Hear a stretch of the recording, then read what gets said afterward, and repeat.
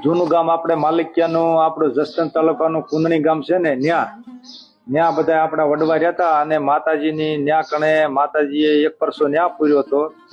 માતાજીએ ન્યા જે હાથ દકાળે પડે ને હાથ દકાળે પડે તે ન્યા માતાજીએ પાસે માગ્યું હતું. તઈ માતાજી પાસે શું માગ્યું હતું?